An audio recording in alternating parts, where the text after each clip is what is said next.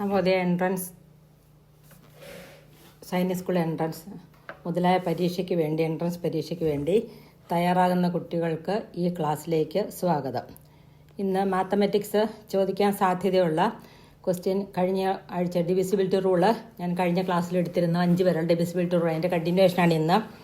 Divisibility by 6 ആണ് നമ്മളിന്ന് നോക്കാൻ പോകുന്നത്. Divisibility by 6.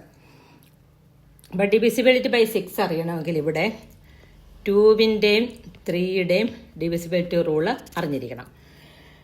2-ൻ്റെയും 3-യുടെയും ഡിവിസിബിലിറ്റി റൂള് ഒരു നമ്പറിൽ ആപ്ലിക്കബിൾ ആണെങ്കിൽ അങ്ങനെയുള്ള നമ്പറിനെ 6 കൊണ്ട് ഡിവൈഡ് ചെയ്യാം. അപ്പം നമുക്കൊരു എക്സാമ്പിൾ നോക്കാം. 2346.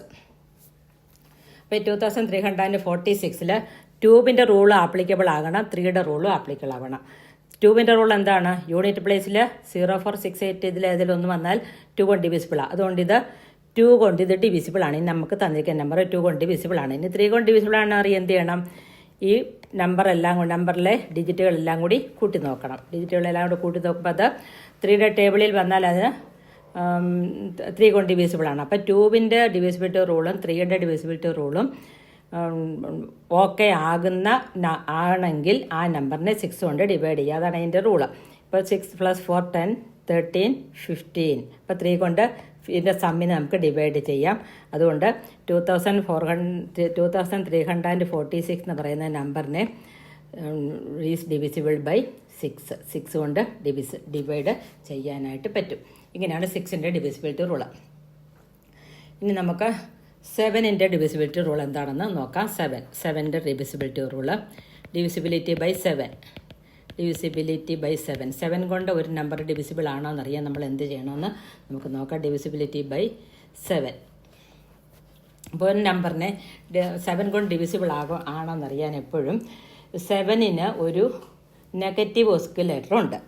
7 has negative osculator. That negative osculator is 3.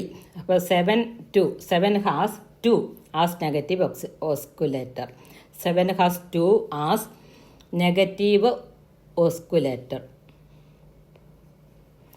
Negative ഓസ്കുലേറ്റർ.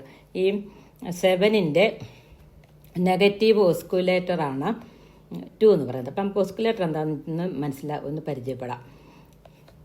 അപ്പോൾ ഓസ്കുലേഷൻ എന്ന് പറഞ്ഞാൽ ഡിവിസിബിലിറ്റി റൂള് ചെക്ക് ചെയ്യുന്ന പ്രോസസ്സിനെയാണ് ഓസ്കുലേഷൻ എന്ന് പറയുന്നത്. ഡിവിസിബിലിറ്റി റൂള് ചെക്ക് ചെയ്യുന്ന പ്രോസസ്സാണ് ഓസ്കുലേഷൻ.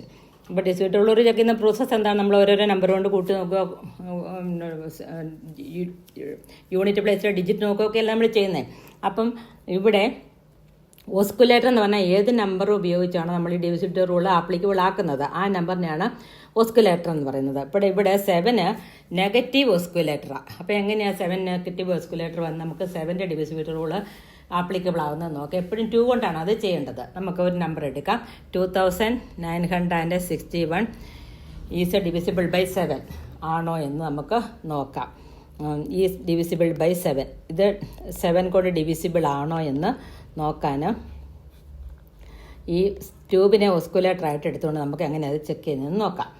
അപ്പോൾ 2961 ഇവിടെ 1, അതായത് യൂണിറ്റ് പ്ലേസിലെ 1-നെ എന്ത് ചെയ്യണം? 2 കൊണ്ട് ഇൻറ്റു ചെയ്ത് അതിൽ നിന്ന് മൈനസ് ചെയ്യുക. അപ്പം 296-ൽ നിന്ന് 1 2s are 2 മൈനസ് ചെയ്യുമ്പം 294 കിട്ടും.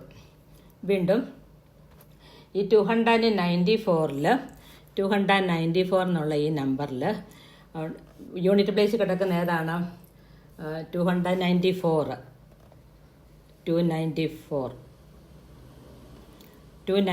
എന്നുള്ള ഈ നമ്പറിൽ യൂണിറ്റ് പ്ലേസ് കിടക്കുന്നത്, അതില്ലെങ്കിൽ ഒറ്റയുടെ സ്ഥാനത്ത് കിടക്കുന്നത് 4 ആണ്. അപ്പോൾ ഈ 4-നെ എന്ത് ചെയ്യണം? 2 കൊണ്ട്